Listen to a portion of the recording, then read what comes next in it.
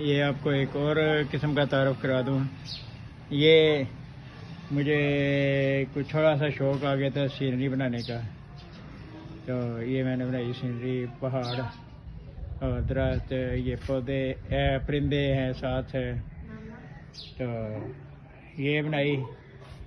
इसके अलावा ये छोटा सा गमला, तो ये इब्तदाई था।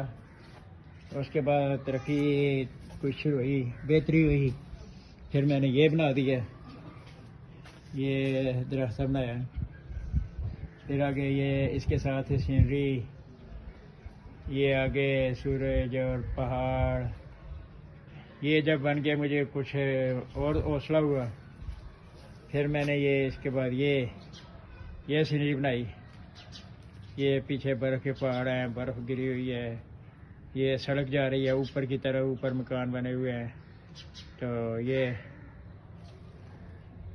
ये बनाने के बाद फिर मुझे जब और हौसला हुआ, तो